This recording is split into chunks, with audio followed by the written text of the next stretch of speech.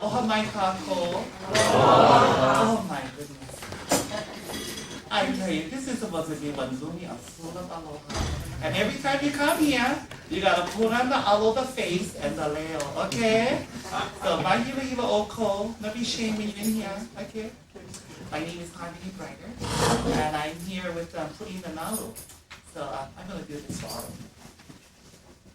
Mai kau kau lua hipi hai kanangia mai ke kuala noa vavaloa kapohalia o kawai amau ka auhele moa o po haku ki ke o pahoa e li hau puai ka hui hui e o lulu olu no ala na mali e aloha e o nao nai ka hala me kale hua he halele hua no ia naka no e o ka uno i e ano i nge ane ho'i ka hiki mai. A hiki mai no o e mai. A hiki pū mai no me ke aloha. Aloha e. And this chant is a chant of welcome. And this is your guest for today. This is Mahealani. Mahealani. E pai pai rima o.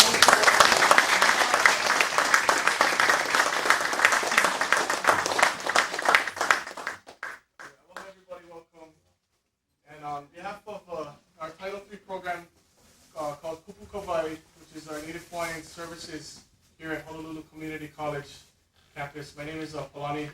I'm the activities coordinator, and also want to recognize Dr. Leon Lorendo, college readiness coordinator, and also Kamaki Linker someplace beyond. Just want to welcome you guys, and this is actually going to be our first event in a series called our Imi Na'auao lecture series, and we're going to have one on the following 17th and the 21st Wednesday, and then we're going to resume this scheduling next semester. So this is going to be an ongoing series, and we're going to have a variety of people, and we're going to kick off our first series, and we're very, very privileged and pleased to have a friend of mine and also somewhat of a mentor to me.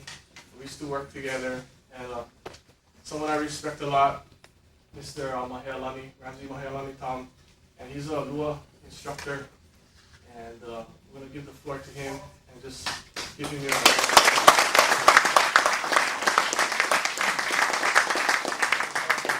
Thank everyone here for taking time out of your day. It's always a busy day, and with construction out on the streets, it's even harder to get any place these days. So thank you for braving all that stuff to come out and experience Lua Kaihewalu.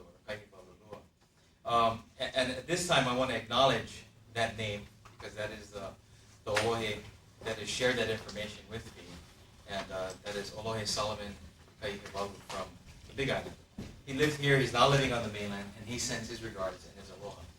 I spoke with him the other day, and Kalani called me, I guess about a week or two ago, and asked if we'd be willing to participate and help get this series off. So. Thank you, Kalani. He was, proud to be here, and I hope that we can do not just ʻōlohe Kaihewalu justice, but the people of Hawaii and our ancestors. So thank you all for being here. A lot of familiar faces. I like to usually go around and have everyone introduce themselves, kind of tell us who they are, but based on our time, what I'd like to do is get into sharing some information with you, but also I think one of the things Kalani asked was, could this be interactive? And the answer is yes.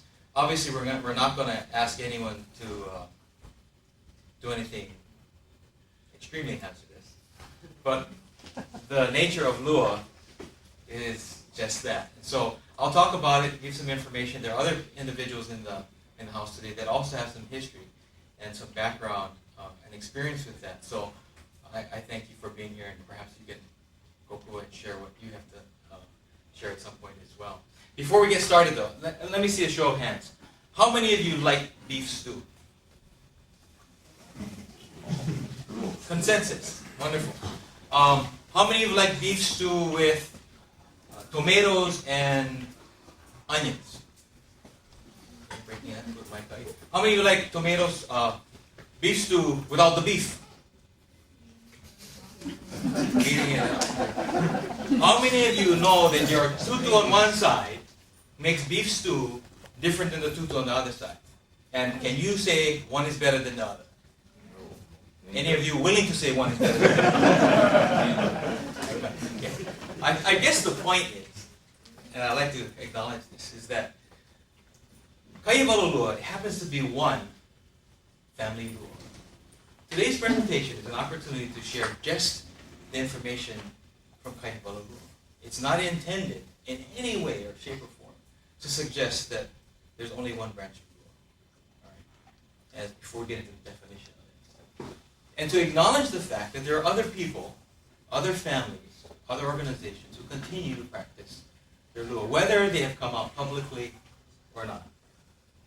We're in a unique situation, or I'm in a unique situation, because ʻōlohe Kaihewalu has chosen to share his family Lua for several reasons. One, to perpetuate a cultural aspect that for many, many years, many of us thought didn't exist anymore. We lost it. Or, as I've had some of my students and the people that come to train with us, have said, my grandfather used to talk about this, but he never could show me. He said he knew, or he knew somebody. So there was always this hearsay. I heard this, I heard this, I heard this, and I heard this when I was a youngster. And so when I was in my teens in high school, I started getting interested. My father, I'd like to acknowledge in the back of the room, Ramsay Taum, back there. And he introduced us, my brother and sister and I, to martial arts early on in judo. He himself a Honolulu police officer, studying jiu-jitsu and judo and all those kinds of things. So we got involved in that. Some of the Chinese arts, family arts. So it goes way back. But the interest in our culture art, what is that? And unfortunately, there wasn't anyone who could tell us or tell me. So it wasn't until I left Honolulu, interestingly enough, and I was on the mainland studying, that I was communicating back with Dr. Kekoʻolani Mitchell, some of you may remember him. And at the time I was studying in Los Angeles with another gentleman, and the art they were studying at the time was so familiar as a hula dancer and as a martial artist. We're doing these movements and techniques and said, hey, this is really interesting. This looks like, could it be? And the discussion ensued. So I called Kekoʻolani, Dr. Mitchell, and said, what can you give me? Is there any information out there? And that's what he responded by sending me some information about a presentation that was done at Kamehameha Schools by a group of individuals who studied with Charles Ken. So that would be the Pakuia Lua and the information that came out. That was really the first time they got to see something. And so when I got back to Honolulu, I actually contacted, I didn't know any of the other gentlemen at the time. Some were present. And I acknowledge that because they are the kupuna for us, all of us now, who've kind of got the information for us. But I went to see Tutukali, who I called at the time, Charles Ken, and I asked him. And he had some requirements in order to actually begin another class. And one of the requirements was to have 5 other individuals, Hawaiian young men, who were prepared to take the class. This was back in 1981, 82. Believe it or not, I couldn't find 5 guys that were willing to do it. So the opportunity was lost from the standpoint of actually having a pod or a group start up under Tutukali. But I spent many hours with him, and he shared with me other things about the book. Just prior to that, coming back to Honolulu, that's when I actually met ʻōlohe Kaihewalu. And I actually signed on to what he was calling at the time, the Hawaii Black Belt Martial Arts Association. Little did I know that eventually it would become what it is today. There is a book going around the room that I invite each of you to take a look at if you wish to, that kind of explains and gives a history of ʻōlohe Kaihewalu, what he's done over the years, what he's been recognized for in the martial arts community. It wasn't until the mid-70s, early 80s that he really began to say it's time to come out, to talk about his Lua, his family Lua. And that family Lua comes from his grandfather and his father. And it was by their instruction that he has now continued to do this. So my opening point was that he chose to, at some point, share the Lua because his family Lua, share the Lua, so that one, we as Hawaiians would have something that we can touch back to. Secondly, he also chose to share the Lua with non-Hawaiians.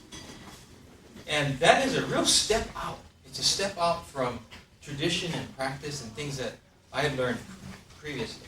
But it's very similar to what occurred in some of the other martial arts, the Chinese arts, for instance, where at one point in time the arts were trained or taught primarily to children, family, and extended family, but usually closely held. So Aloha chose to do that. It was a big step for him. And we continue to do that.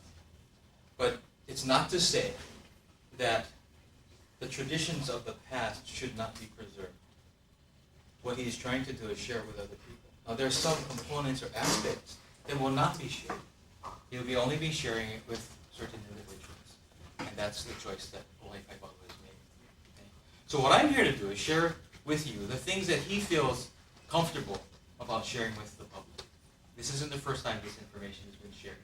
He's shared it all over the country. He goes around promoting Kaihewalu with the effort to promote Hawaiian Lua, the Hawaiian martial art.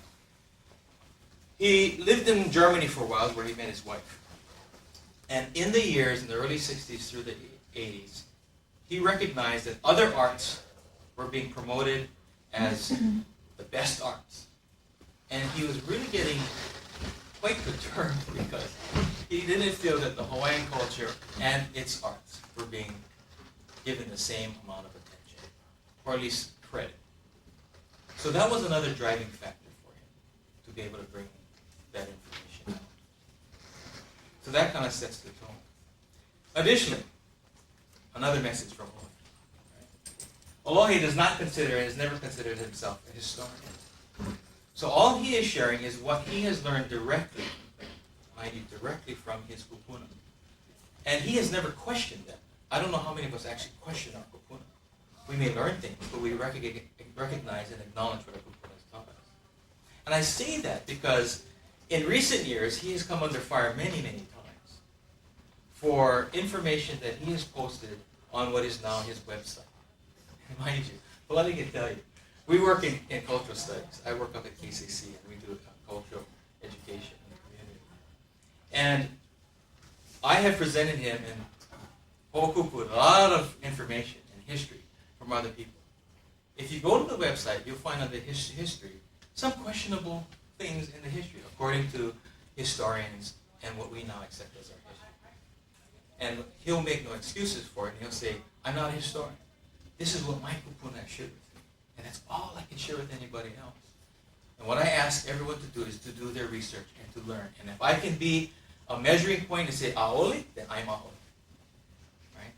And I say that because I'm hoping that those of you who choose to go to the website after today, is that when you go there, that you're not dissuaded by what may be historically inaccurate for us today.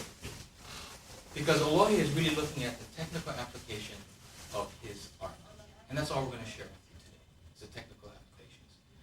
Now, we'll keep in mind that there are protocols, there are methodologies, there are beliefs, and there are philosophies. Aloha's upbringing and his accepted way of life today is Christian-based. As a result, many of the cultural practices that are related to Lua in particular is not something that he incorporates into his art or into the practice of the art today. He acknowledges those things, and he allows anyone of any culture to continue to practice whatever it is they choose to practice. As far as his arts are concerned, he would like to be able to say, this is the mechanical, the physical way of doing this thing. That's just to say and honor and recognize that we do recognize and understand that there are protocols. And there are those of us here in Honolulu and Hawaii who still practice those. But at the same time, under the Kaihewalu Lua system, his focus has been primarily on the mechanics and the physical aspects of his Lua. All right? So that's a broad brush introduction, so that those of you who go to the site at some point in time to learn more will understand where Aloha is coming from. And this isn't intended to be any kind of excuse or explanation other than what Aloha wants everyone to understand and know about him, because he can't be here today. But again, he says it's Aloha. All right? quick question. Those of you in the room, does anyone have any question about what lua is? Anyone? Okay. Lua can be defined in many ways. Right? First of all, let's take the word lua. What is the traditional usage of lua in Hawaii? Anyone? Two. Two. Okay? Two. Te kahi e lua. Right? Anything else? Two, we have the number 2. Anyone else? Bathroom. Often reference to bathrooms. Erroneous, but it is referenced there. Okay. Okay. Correct. Okay, that's the pit, the traditional term of pit. And I think we need to want to explain that. So there is the word lua, which refers to two. So in the activity of lua, it's very difficult to lua by myself. Okay? Where karate or any of the other arts, I can do forms, I can do kata. But lua is kind of hard to do that, right? Because it takes 2 or more. Right? One person stand up, come together, friend or foe. Foe, let's lua. Okay? But it takes 2. So that's a simple, quick definition of the term 2. As far as the pit is concerned, we refer to the bathroom in any case because back in the days before the bowl, right, and the door, there was a pit. And we would bury all our opala and all of our private things away from the public and hide it in the pit. And so someone would say, where are you going? Lua. Oh, okay. So I know we're going to the lua, the pit. And therefore it's become the term for our bathroom or toilet. It's a very long pit now. You flush and it goes to the pit way and so maybe we can still call it lua. But as far as the lua reference in terms of the art, it's actually this art or the Hawaiian martial art. And I'm not sure we can even call it that. It's the art of war. Yeah. Self-defense. Some people call it self-defense martial art.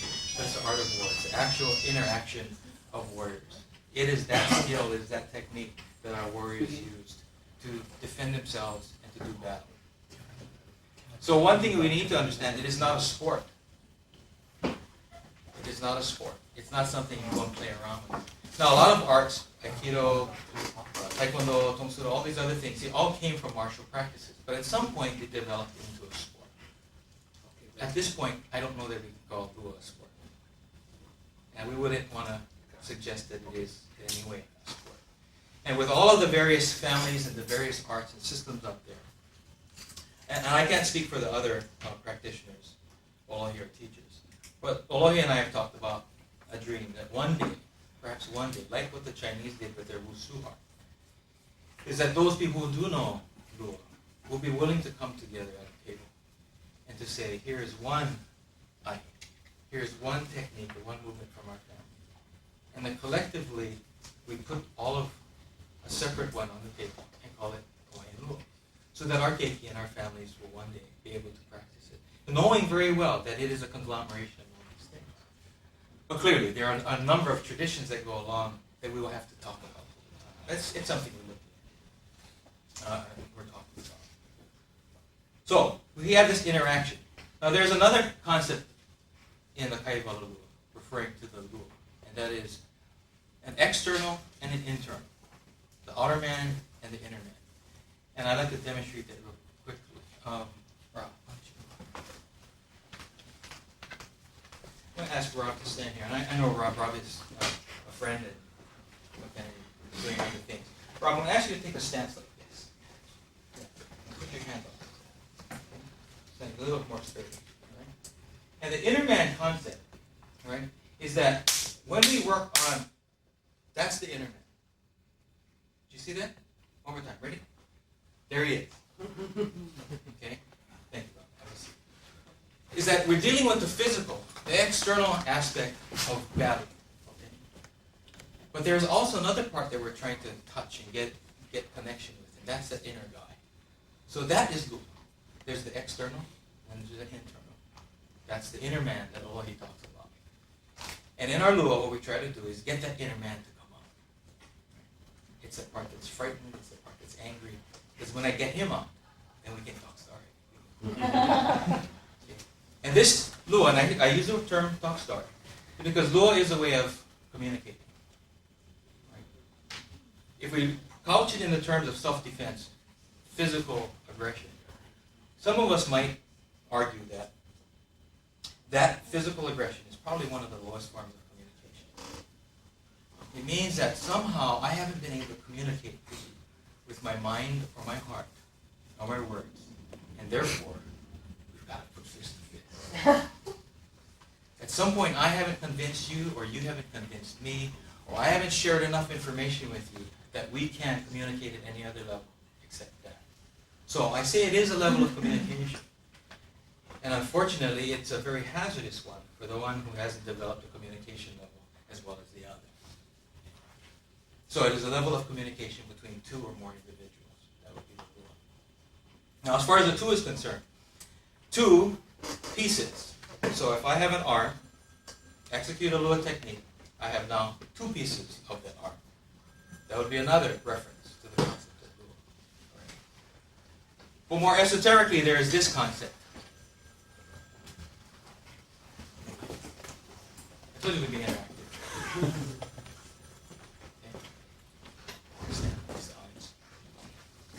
The Kaihewalu Lua system, as well as many Hawaiian principles, we're looking at dualities. Lua, right?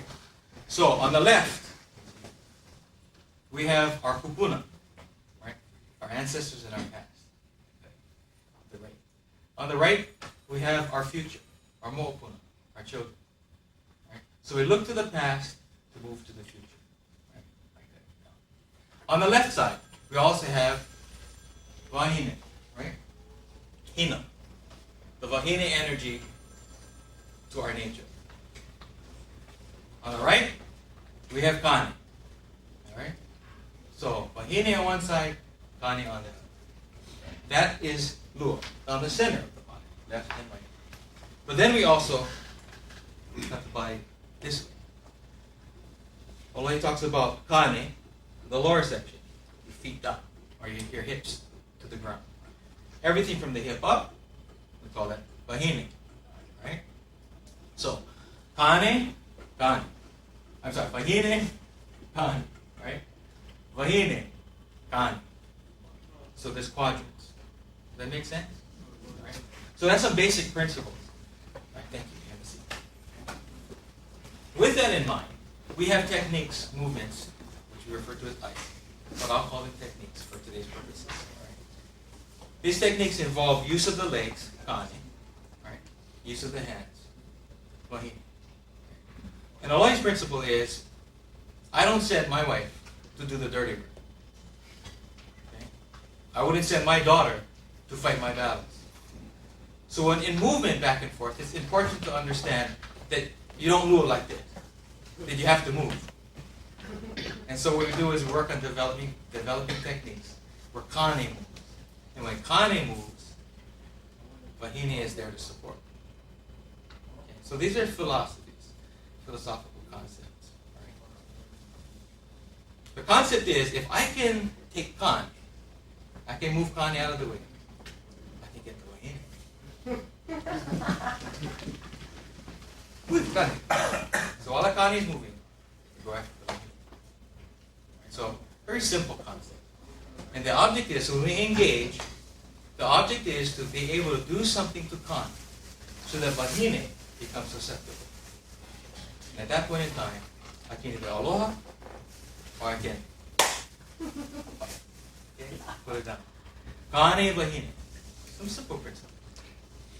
So what we're going to do today is share with you some of those principles, but also using some of the meakau, the weapons that Aloha has chosen to incorporate and bring out from what he's learned from his kupuna. And we'll have some of you actually get a chance to use those. So before we go that far, who here would be interested in doing that today? I would like to have a couple volunteers. There are several here, and if not, I have some of my own guys here that will help out. When we get to that point, please feel free to come up. All right, just going to do some demonstration types of things. Before I go off, any questions about what we've talked about so far? Okay, good. I'm going to ask Kate.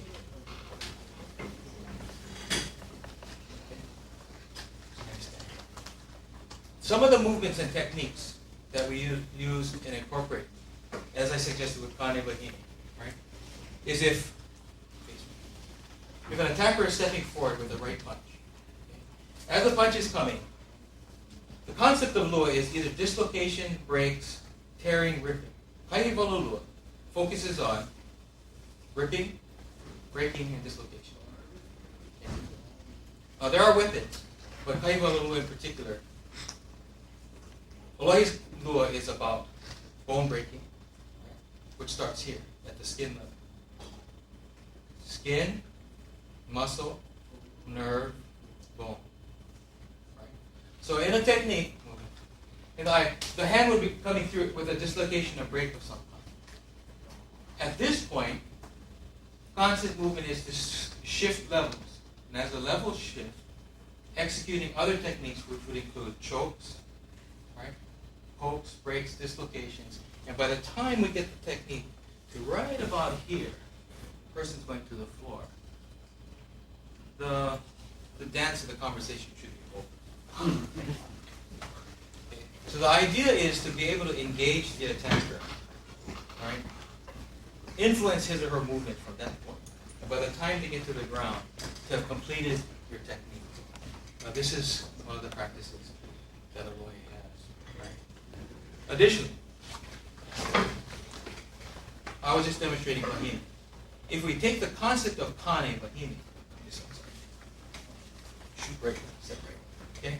When the person's coming in, what happens is this Kane thing happens. Okay? I need Wahine to come to me. Right? So I'm going to bring Wahine down. So there's concepts of leverage. Right? So in this case, it's a foot technique. So when I hit this, his body begins to shrink. So regardless of his height, what I'm trying to do is neutralize the height and make things even. And then we execute. All right, so think about principle again. Kane. Now Wahine becomes susceptible. Right? One more time. So I can move out of the way, but I would like him to move for me. So once I get him to move, Wahine, gone. Now that just happens to be one of many different ai in terms of leg locks, leg breaks, and dislocation. Any questions about that? All right.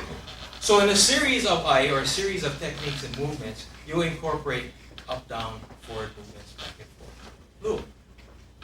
Right. This is the kapuna of our group. I looked at him for a lot of guidance and inspiration. This is the teacher. So again, the lua, okay, moving up and down, in and out. Let me ask the audience: how many of you ever walked in the house late at night, cannot find the light, and you whack your shin against the coffee table? I know. Right?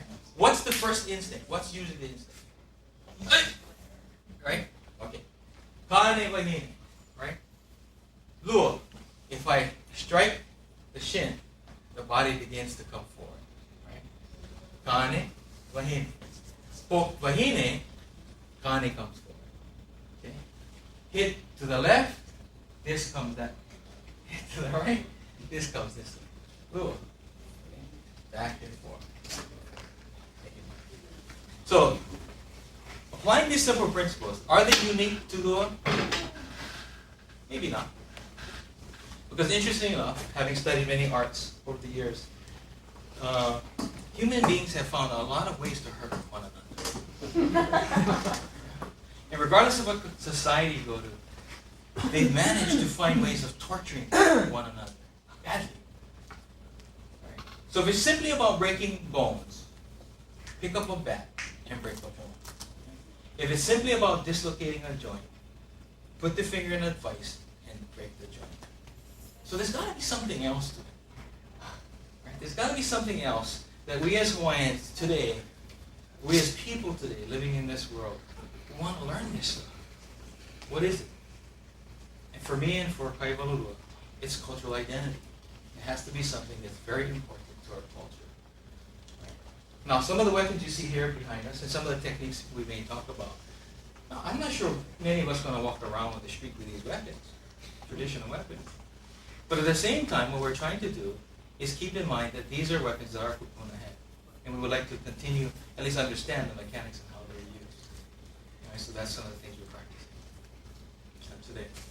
All right, so let me just show you one of these. the sewing needle. Now understand, all of these are working weapons. These are weapons that we use in class to practice. Right? But this would be what we refer to as the pohoa. ʻōlohe Kaihewalu, he uses the pohoa, and there's actually 3 or 4 weapons in this weapon, in this technique. Right? You have the pahi, where it's just like your knife, the poking, stabbing in. You have the neva, which is like the club side. Okay? You have the ko'o kokoli, a real short stick, okay? Which is for blocking. You can use that. But then, interesting enough, you also have a rope, the ka'ane. And we use the ka'ane in conjunction with the use of the pohoa. So, grab one of those. Now, Aloha likes to do this. He likes to actually have the rope wrapped around his hand so he doesn't lose the weapon, but also for using choking. Other systems or other concepts is that you actually wrap the rope so you have control, but you're not stuck to it. Okay? And many others as well. But we're going to do this as well. Now notice, connected to the rope and the needle. Okay, with attack or attacks, basically it's disengaging the weapon. Same thing. Right? So the person comes in, attack, it's a dislocation. See this? There's a dislocation there. But also an attempt to dislocate and drop the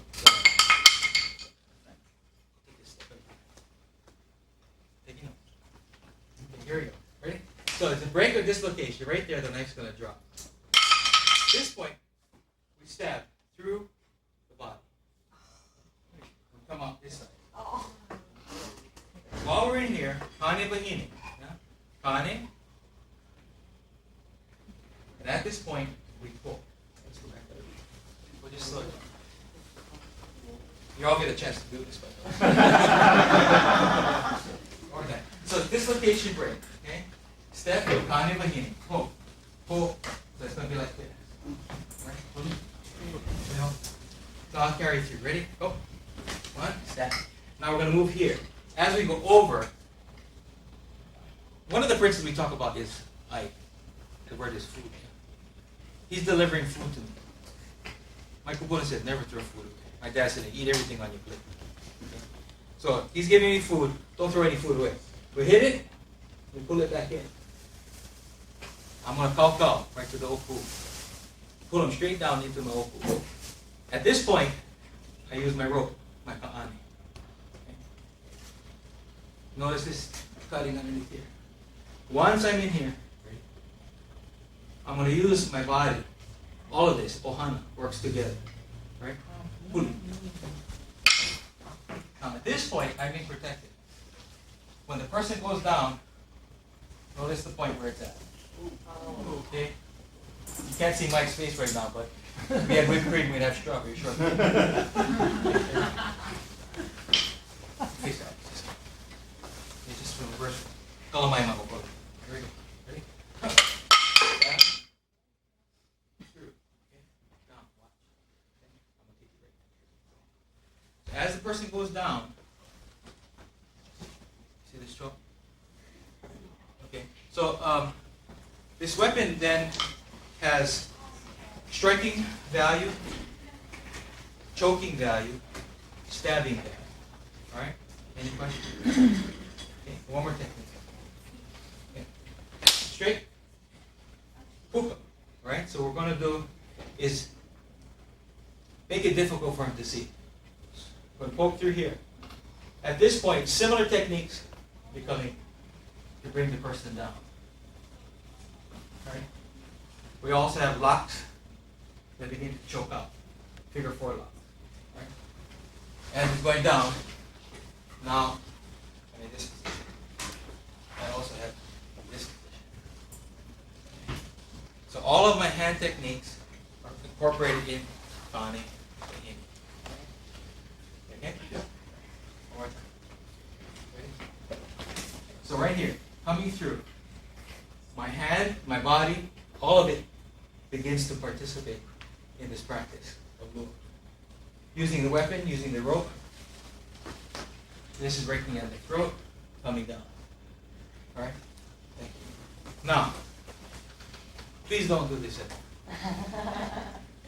But I just want to demonstrate that this weapon, this just happens to be one or two basic techniques that Aloha shares with the students of Kaihewalu. All right. Quick question. I've got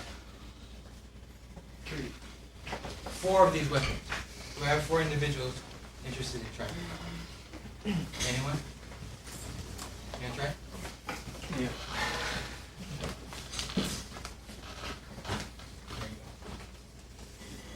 Actually, I'm going to demonstrate all 4. Oh, okay, have a test.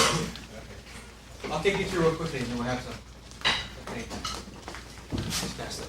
Understand, these weapons have been designed off of other models, but we don't like using wonderful Hawaiian wood in our practices. Bobby. This weapon, Aloha refers to as makapohoa. Okay? There's some question as to how prolific this weapon was. We've seen several examples of it in books, in the museum. Some weapons makers, in fact, unfortunately he left. Some beautiful weapons today. We're using basic wood that's lying around so we can develop the weapons for practice purposes. Makapohoa. Okay? Maka referring to the eye. Okay? The poa, like we just had, for stabbing and poking. All right? There's some discussion that this weapon may have been used to capture spears. Okay? Really similar to the Japanese sai, which has 2 prongs that catches the sword. ʻōlohe Kaihewalu includes or involves the catching of wrists, ankles, okay, and joints. Right? So in this case, against the knife, the attack would be to break the hand or wrist with the paho. And rather than digging, but catching. And once capturing, the technique is to lock the wrist. Upon locking the wrist, the person now really becomes easily moved. Right? So there's what we call dark side and light side movements. I can go to the dark side where he can't see me, right? Or I can basically move to the light side where he can see me. Our objective is to turn out the lights as quickly as possible. Right? So I want to go dark side. So hit, this looks good. Okay? Capture the hand, and in the process of manipulating the technique, turning the person around, right? And as it takes down, notice where the stick is. Right? So you have poke through the throat or to the eye. Right? One more time. Okay? Makapohoa. Drop, capture, right? Turn. One of the techniques. Another dark side. Right? Up. Now we take down. Okay, Bob? Yep. Instead. Okay. My turn. Turn up. Okay? So once again, let me just thank you, Bob. How about a hand for Bob? What I'd like to do is just give each of you a taste. Just to give you an idea of the amount of pressure that this thing actually can execute. So it doesn't take much in terms of the amount of leverage. Okay? Let me pass this around.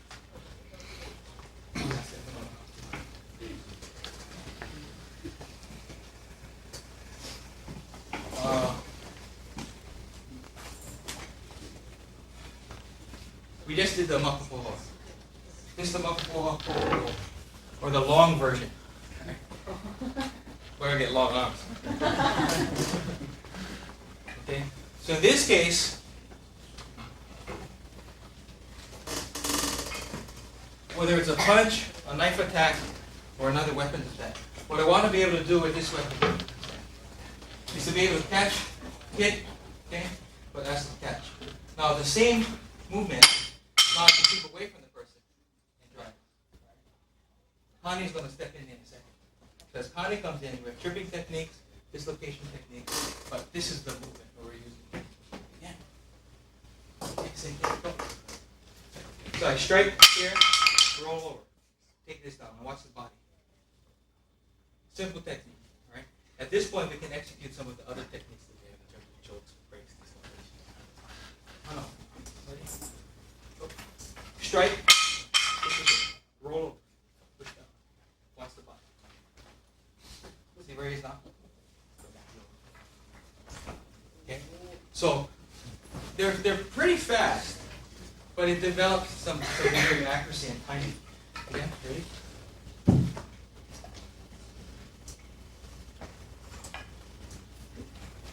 Strike, drive the body. You're going to the body. Okay. So depending on how you want to use the weapon, there are multiple techniques that I guess if you're creative enough, you can come up with. And as I suggested, over time, man, regardless of his culture or heritage, has developed many ways of hurting one another. So these just happen to be some of the techniques that go along with these weapons. We'll pass it that way. And again, I'm passing them around just so you see them and feel them.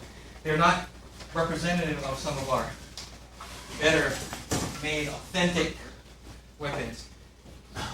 Here's just one that might look as a okay. You're more than welcome to come up here and try these out. Let's see. All right. How many of you remember these? You don't see these anymore. All right. But in addition to getting us places, we also use these to make sure we got home. All right. So, the hoi. There are different arts and systems that use paddles or oars and those kinds of things. Any hula dancers in the house? There are many hulas. And there are a lot of hulas that incorporate movements and techniques that you'll see in Lua. While there are movements and techniques that are specific to Lua, there are some, such as hoi, that we see in some of our hula. As we know and understand that our history, so much of who we are as people, is embedded into our hula and into our chants. So we turn to those. Here's a movement or technique that you may see, or may have seen, back in the days when they used these to get around. Okay? Okay. Tradition has it, you see this, the banging of wood. Okay? Banging wood. ʻōlohe, we focus on the thing that's holding the wood. Right? So as the attacker comes in, I bang on the hand rather than bang on the wood. Right? One more time. Bang on the hand. And as we do this, we push forward. In the process of doing so, we're also going to use the blade edge of our hoi.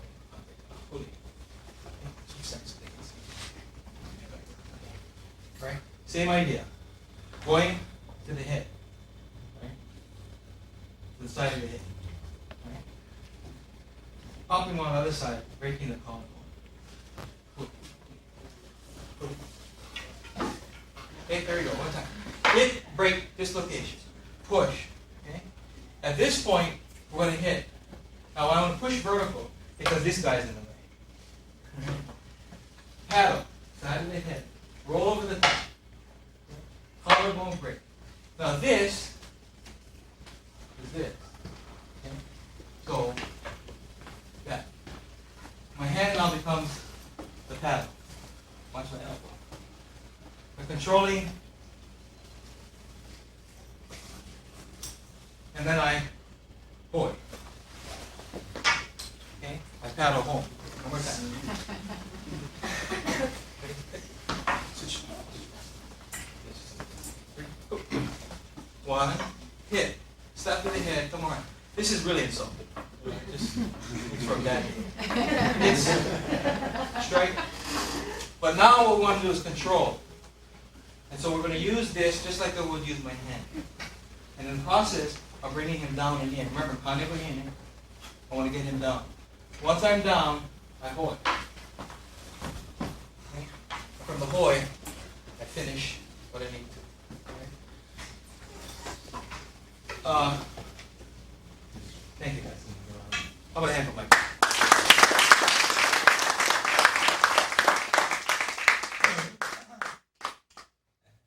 This is just a quick demonstration of some of the techniques. We can go over a few more. But what I want to suggest is that, again, the purpose of learning these things is to understand, I guess, some of the ingenuity of our people. And to understand that back at that time, negotiating in this way was serious business. I'm not sure that any of us would walk around with paddles like this today. Right? But I think we would argue that a Lua practitioner from the past, were he living and continuing the training the same way that we did in the past, being responsible for the protection of our ʻaliʻi, the people close to us, that we would probably, and again, this is my opinion, our opinion, that we would probably engage in learning and practicing all of the up-to-date weaponry there is today. I'm not going to compare us to the Navy SEALs. But if you look at the Navy SEALs, they learn demolition, detonation, knives, hand grenades, cannons, the whole 9 yards. As the warriors of old, bringing ourselves to the future, I'm not sure that we wouldn't be practicing those things as well, because that would be our job. That's our kuleana. Our kuleana is to protect. Our kuleana is to do war. Right? And that's what we would do. We use the weapons of the past, but clearly in today's world, we would use the weapons that are available today. And I think we've become extremely skilled at them. Now, before we continue, I want to make sure that we have not, or I have not, in our discussion, placed this art or our people in the place of antiquity, again, in the place of antiquity that others have for so long. We tend to refer to the Hawaiians as when, then, back when. The reality is we're still here. The reality is we still have our arts, and we still have our kupuna and our practitioners. And so I think it's going to be through programs like the one you have here, right, and those elsewhere, that we'll be able to revive the memory of that in those of us who have forgotten and haven't had the opportunity. And to work with one another in the community, regardless of what ohana or family it is, to be able to say, what's the good for ohana as people of this land? Right? So, with that, I think, I applaud Aloha from the standpoint that he took a risk by coming out and sharing his art. And I thank him for sharing it with me and asking me to represent him here in Honolulu. We have another Sister Hālau in Hilo, and we're practicing it there as well. And I will admit that when asked and given the opportunity to, some of you have seen the book, there's actually the documentation that he gave to me when he was here in 1995. It took me some time to actually agree to actually start up a class. And this is on a personal note. For me, it was very difficult to do that because myself, having studied with many different kupuna over the years, learning about the cultural practices, learning about our history, learning about all those things, and looking for Lua, and understanding what it was and what it is. So all of a sudden we say, oh yeah, okay, here it is, now we'll start teaching other people. It was a very difficult thing.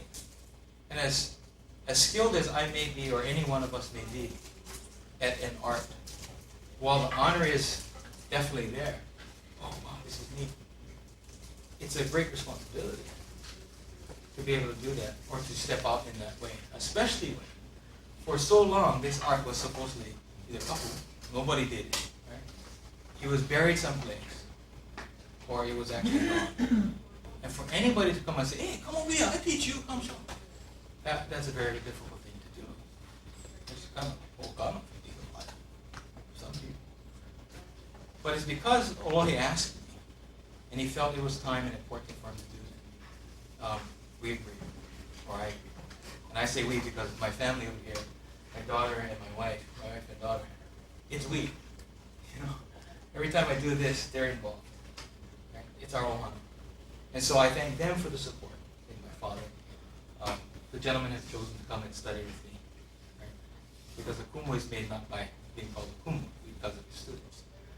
And I thank ʻōlohe. I thank each of you today for coming showing some interest.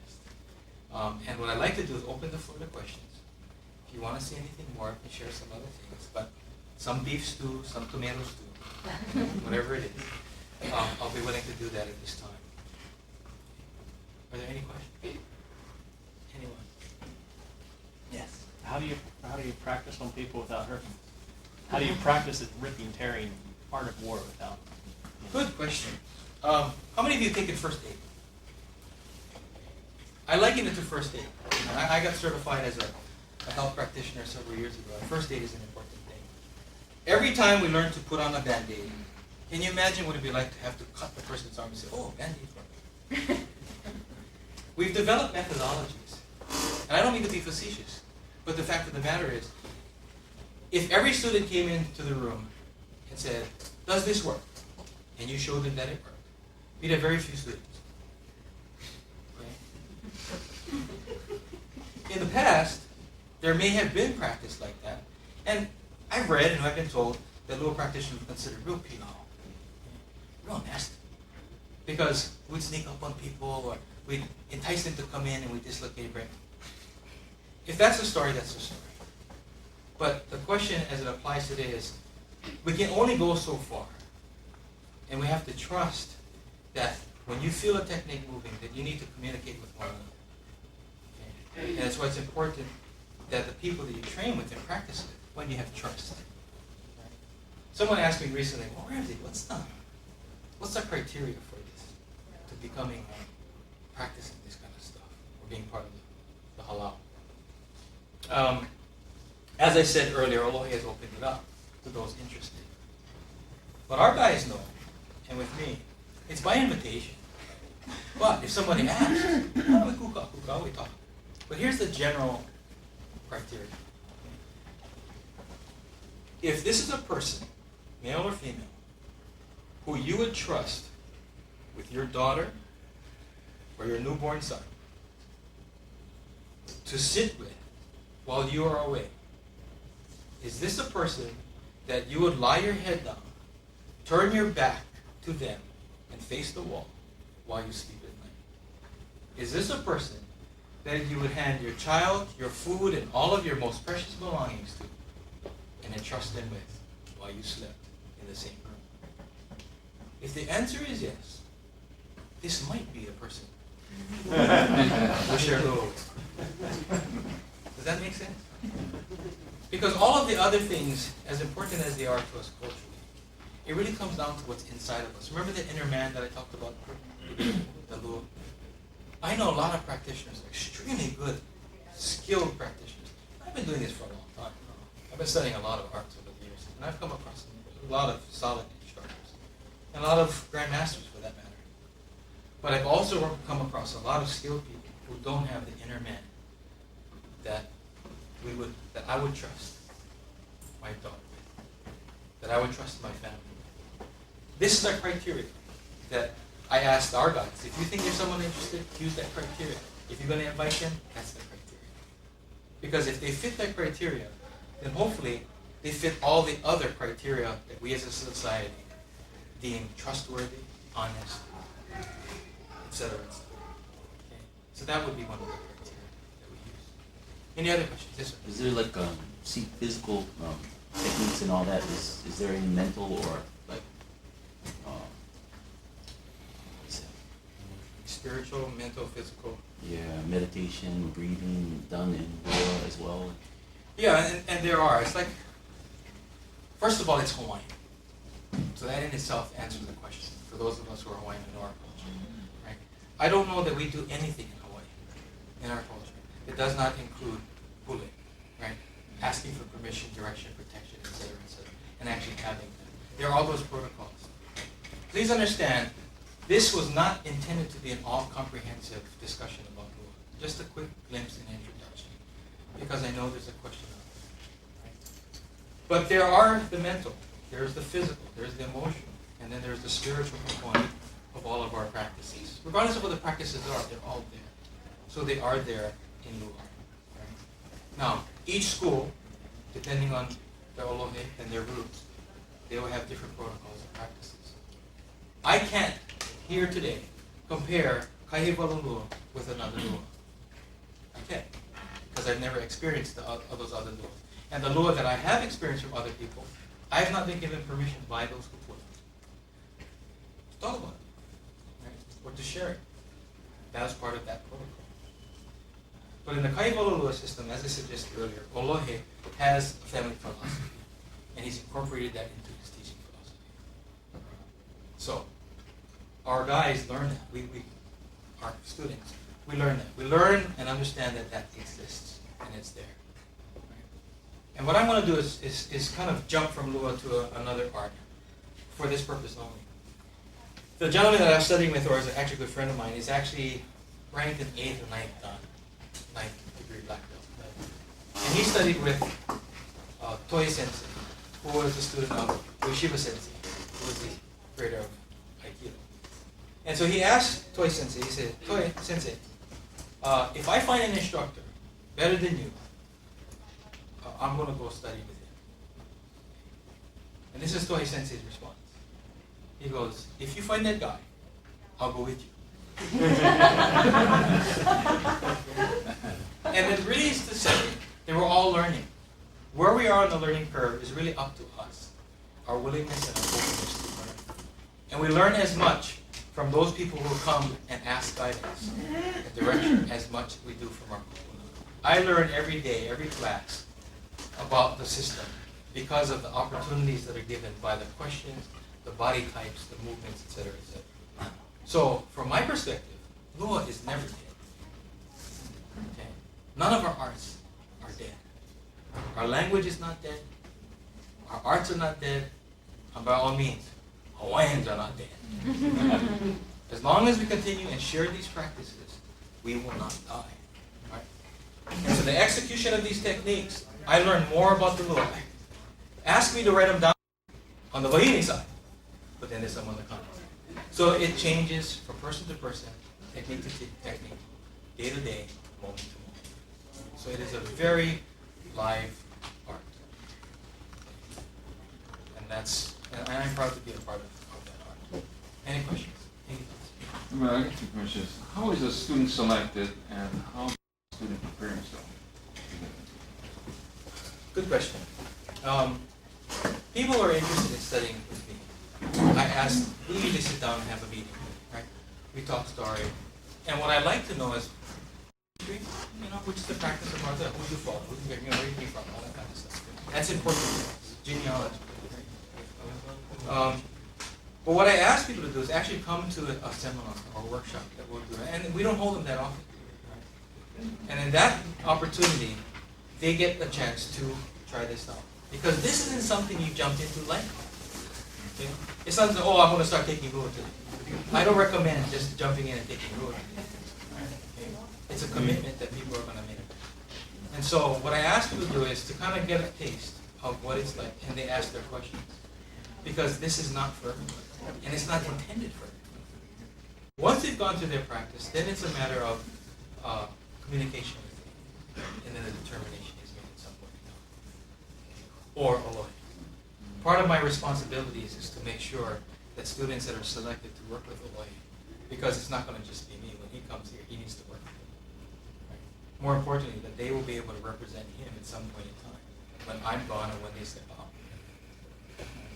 If they're going to wear that name or say that they represent him, it's going to be important that they met some criteria.